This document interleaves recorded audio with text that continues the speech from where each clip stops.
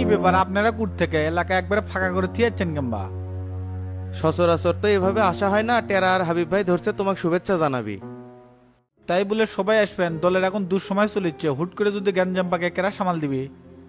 পার্টির সভাপতি হয়ে এরকম ভুলভাল সিদ্ধান্ত নেন কেসব? দেশের পরিস্থিতি ভালো হলে আমি তো এলাকার ঢুকমো।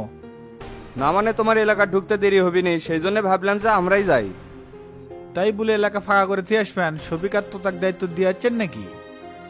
ওরা কোনো মানুষ হলো? সকাল বিকেল প্রোগ্রাম দেওয়া হয়েছিল, 2 দিন আসার কোনো খোঁজ নাই। ঢাকাতে ছিল চোখ ঠিক করার জন্যে। কমিটি তো একেবারে ঢকর মকর করে চলিচ্ছে, এইবার সংস্কার করা লাগবে। বললে পরে দেখা যাবে, দেশের পরিস্থিতি আগে ভালো হোক। সবিক তো তত বড় বিষয় না। বগুড়া আমার এলাকার নিজের মতন করে সিটিং হবে, আপনারা শুধু নিজের জায়গা থেকে সঠিকভাবে দায়িত্ব পালন করে যান। আমি উপর মহলে কথা বলতেছি, এবার চান্দু স্টেডিয়ামটা ডিজিটাল কর্ম, যাতে করে দেশি বিদেশি প্লেয়াররা আসে খেলতে পারে। আর আশেপাশে হোটেল রেস্টুরেন্ট তৈরি কর্ম, যাতে পর্যটকরা রিল্যাক্সে থাকতে পারে।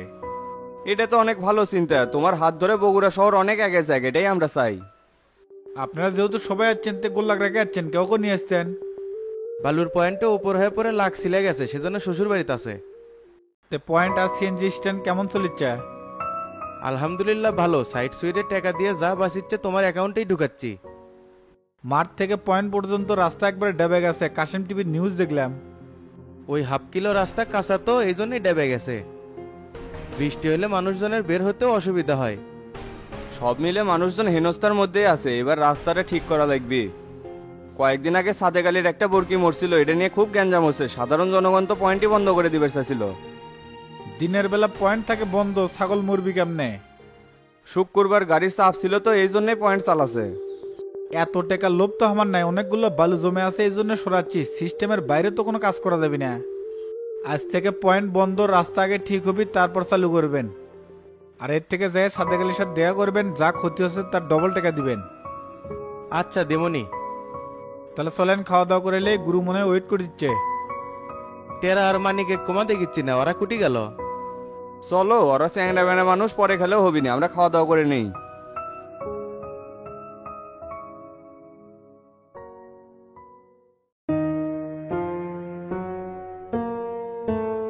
কিরে মা, আমার হাত জ্বলে যাচ্ছে রে। কেউ কি আছো? সেই পানি তৃষ্ণা লাগছে আমার। এ মানিক ভাই, এ ঘরের মধ্যে কেরা জানি কেন দিচ্ছে? ওহো, তোক তো কয় হয়নি, গাবতলির সব থেকে বড় ডন মাসুদেক তুলে আনছি। পরশুদিন থেকে রিমান্ড চলিচ্ছে তো, শালার অবস্থা খুব খারাপ, তাই হাউমাউ করিচ্ছে। কন কি এরকম একটা ডনেক তুলে যাচ্ছেন, কোনো সমস্যা হবে না?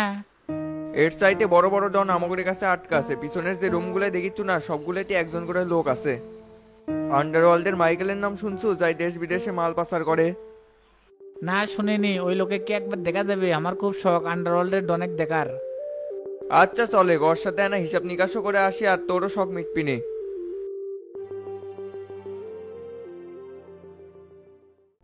ลมโบกโชยพัดมาให้หัวใจฉันอิ่มเอิบข้างใน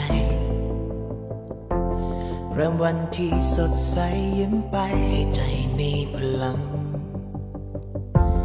เรายังคง স্যার, পেন ড্রাইভে দিয়ে দিছি, আপনি বাসায় গিয়ে দেখে নিন।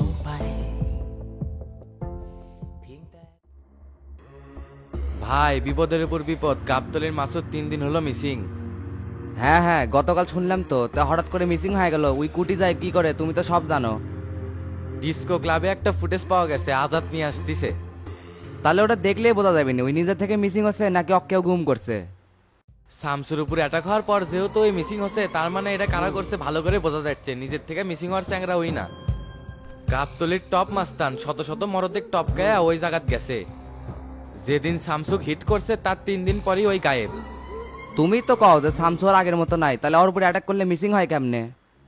শোনো মোল্লা, শামসু আগের থেকে অনেক ভয়ানক হচ্ছে। আগে প্রকাশ্যে করেছিল, এখন গোপনে করে। তার মধ্যে পেছে রাজনৈতিক পাওয়ার। সকালবেলা নিউজে দেখলাম কয়েকটা জেলাতে আন্দোলনের স্পিডও কমে গেছে। আন্দোলন থামে যাওয়ার পরপরই আমাদের পিছে লাগবি, রেডি থেকো। ভাই আসসালামু আলাইকুম। ভাই, ফুটেজ নিয়েছি। এক কাম কর, টিভি চালা।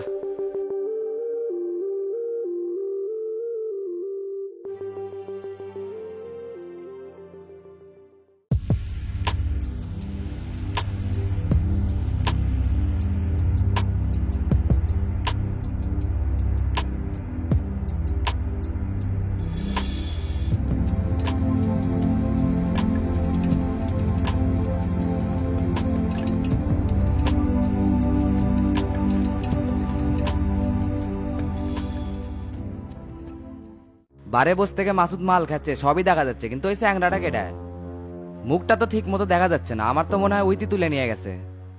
সেকেন্ড পার্টে যেটা দেখলাম ওই তো খালি গাড়ির সামনে দাঁড়িয়ে আছে, ওঠেনি তো। কেরে আজাদ, ফুটেজের বাকি অংশ কুটি নাকি গায়েব করা হয়েছে? ওই সময় বলে কারেন্ট গেছিল, সেই জন্য রেকর্ড হয়নি। আমি ভালো করেই চেক করছি, মাসুদের ওই পর্যন্তই ফুটেজ ছিল। মনে হচ্ছে আমাদের কিছু করার আগেই পরিকল্পনাগুলো ফ্লাশ হয়ে যাচ্ছে। নিজেদের মধ্যেই কেউ দুই নাম্বারই করিচ্ছে, সবার উপর নজর রাখ, তাকে ইমিডিয়েটলি খুঁজে বার করা লাগবে। মাসুদ যদি এখন লাল বাচ্চার তথ্য ফ্লাশ করে দেয়? সে চিন্তাই তো করতেছি ভাই, শালার কাছে তো সব আপডেটই আছে। শামসুর উপর যে অ্যাটাক করা আছে এটাও তো এখন ফ্লাশ করে দিবি। তুমি ইমিডিয়েটলি লাল বাচ্চার ফেস পরিবর্তন করার ব্যবস্থা করো, যাতে পুলিশ চিন্তা না পারে। আর আজাদ, নিজেদের মধ্যে কেটা দুই নাম্বার গিরি করেছে তাকে তাড়াতাড়ি খুঁজে বের কর। আচ্ছা ভাই, গেলাম তাহলে। আসসালামু আলাইকুম। ওয়ালাইকুম আসসালাম।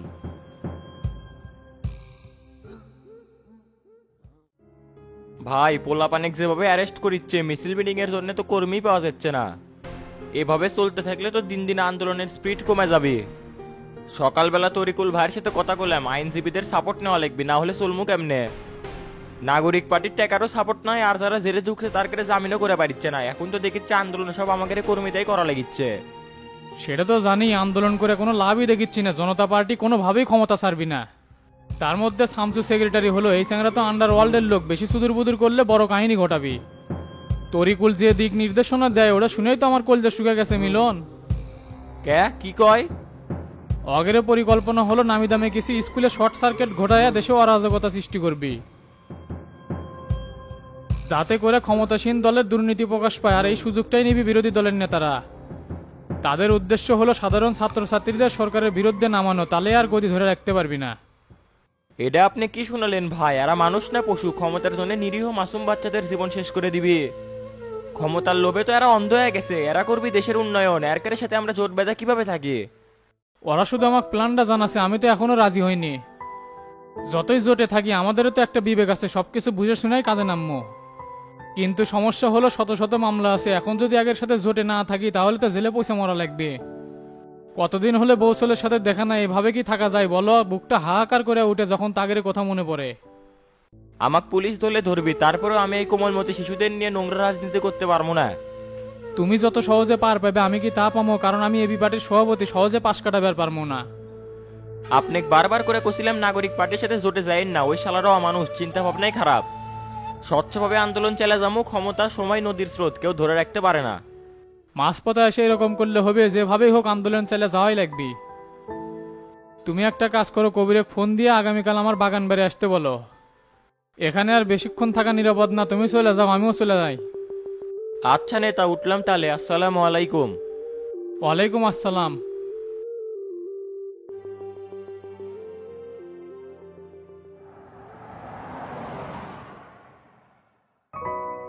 ভাই, গাড়ি তো সবে মাত্র ঠিক হলো, তে আপনারা কি ঢাকায় পৌঁছে গেছেন? একটু আগে আসলাম, তাহলে তোর ঢাকা আসার দরকার নাই, তুই বাড়ির যা। আমিও ওই চিন্তাই করছি, ঢাকার যাওয়া দরকার নাই, এর থেকে বাড়ির যেতে 30 মিনিটের মতো লাগবে। আচ্ছা যা, আমরা কালকে শামসুর সাথে দেখা করে আসতেছি।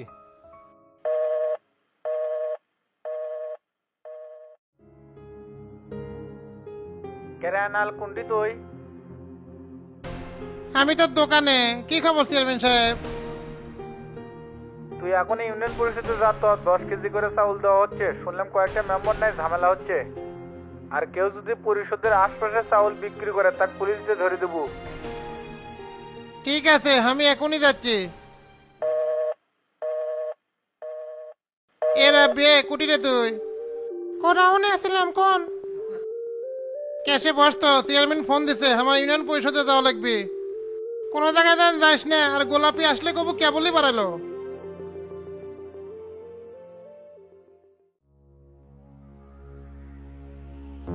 লাইরে মাথা গায়ে ট্যাটু দেখে তো ভিলেন ভিলেন মনে হচ্ছে। ক্যারে মানিক, 2 দিনের কথা কয়ে 10 দিন ধরে আটকে রাখছো। ঠিক মতো তো খোঁজও নিস না, খাবারও দিস না। তোমার লোকই খোঁজ নেয় না, আমরা কি খোঁজ নেবো? তার তো বারবার অপশন দিচ্ছি, কিন্তু তাই তো কোনো কাজ করে না। এইবারের প্ল্যানগুলো আমার সব বেচতে গেল। ডায়মন্ডগুলো আটকে রেখে আমাকে ছেড়ে দে। বুঝিস নাকি আমার দুবাই যাওয়া লাগবে। আর শামসু ভাই কুটি আমার সাথে এনে দেখা করবে কষ্ট। এইভাবে তো আমার দিন দিন লাইফ হেল হয়ে যাচ্ছে। ওস্তাদ এখন দেখা করে পাবে না, তাই মহাব্যস্ত। চুপচাপ থাকেন, সময় হলে এমনি ছেড়ে দিবিনি। ছোট ভাই এখানে তো আর সময় কাটিচ্ছে না, মনে হচ্ছে জেলখানার মধ্যে আছি। জীবনে বেঁচে থাকতে আর মিন্টুর কাম করবো না, শালা তো ম্যানের সেফটি দিবে পারে না। এগরে ব্যক্তিগত রেশারেশির জন্য আমার 3টা ডিল ক্যান্সেল হয়ে গেল। তুই শামসু ভাইয়ের সাথে আমার না দেখা করে দেওয়ার ব্যবস্থা কর, আমি বুঝে করলেই ছেড়ে দিবিনি। আচ্ছা ঠিক আছে, এইটা চলে। আচ্ছা ভাই চলেন।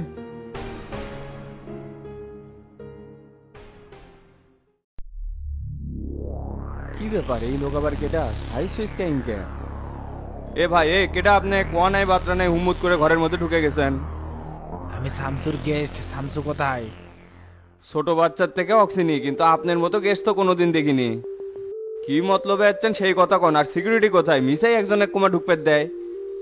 না জানে না বুঝে বেশি কিন্তু কথা করছেন। শামসু সাহেব বলেন মিন্টু আছে। হয়েছে কি মিন্টু ভাই, শামসু একটু রেস্টে গেছে, আপনি একটু পরে আসেন। খুবই আর্জেন্ট দেখা করা লাগবে, ফোন দিচ্ছি রিসিভ করছে না। আমি ওয়েটিং রুমে বসলাম, পাঠিয়ে দেন। আচ্ছা আপনি বসেন, চা নাস্তা করেন, শামসু যাচ্ছে। কত রঙের মানুষ শামসুর সাথে দেখা করবে আসে দেখছ? আমার বেড়ে ওঠা রাজনীতি করা সবই ঢাকা, তারপরেও এগুলা লোক আমার অসে না। আরে ভাই দেখে বুঝে পারিচ্ছে না এরা আন্ডারওয়ার্ল্ডে কাজ করে, ফিগারটা কি? মুখে যা আসলো তাই করলেন। শামসুর গেস্ট দেখে কিছু করলো না, একরের কাছে এমপি মন্ত্রীর কোনো বেল নাই। তাই নাকি? এমপি মন্ত্রীরই বেল নাই? একরে জীবনের কোনো দাম আছে নাকি? না আছে পরিবার, না আছে আত্মীয় স্বজন। এখনই মরে গেলে লাশ লিবারও কেউ আসবি না। যান যান, রেডি হন, আস্তে ধীরে বাড়াই। আচ্ছা হচ্ছি, তুমি টেরাক ফোন দাও।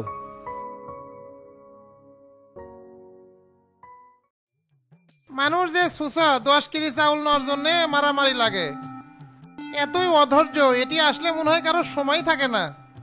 এসিটা ছেড়ে দিয়ে এলা রেস্ট করি, আসার পর থেকে সেই চাপের মধ্যে আছিলাম। কেরে আয়নাল, তুই এই সিগারেট বচ্চুকে এর ওয়েট জানিস? 30,000 জনগণের ভোটের সিগারেটে তোর মতো সুসা লোক এই সিগারেট বসার সাহস পায় কিরম করে? আরে ভাই দরজা মরজা লাগিয়ে দিয়ে এসি দিয়ে এলা বসে আছি, আমাকে কেউ দেখলো? আমরা রানিং মেম্বার হয়ে সিগারেট বসার সাহস পাই না, আর তুই সাধারণ জনগণ হয়ে সিগারেট বচ্চু। 100 মারমু উঠে করতে গে।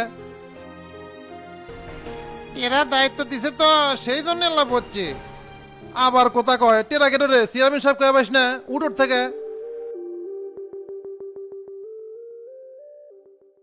এবার ঠিক আছে, তে কত কোন ধান্দা নেই ইউনিয়ন পরিষদে যাচ্ছ? ধান্দা কিবে তো বললাম না, চেয়ারম্যান সাহেব এটি পাঠাছে। মানুষের ন্যূনতম জ্ঞান থাকলে ভোটে ফেল করার পর ইউনিয়ন পরিষদে কেউ দালালি করবে আসে না।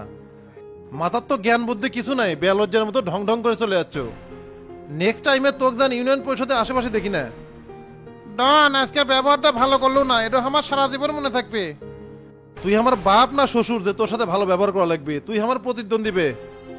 সবকিছু ভুলে গেছিলাম, আজকে মনে করে দিলু। আমি একদিন ভোটে পাশ করে এই চেয়ারে আসবো, দেখিস।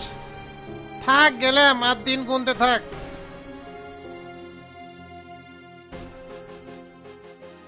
তুই যে মাথা মোটা না, মেম্বার হতে দূরে কথা, সামনেবার ভোটে দাঁড়াবারই পারবো না। সরল সোজা মানুষের ভোট নাই, যাই যত চালাক তার ভোট বেশি। সামনেবার শোকগুলি ঘোল খেলে আবার আমি মেম্বার হবো। চাউল দোয়া মনে হয় শেষের দিকে, দেখি যাই তো ওইদিকে কি অবস্থা।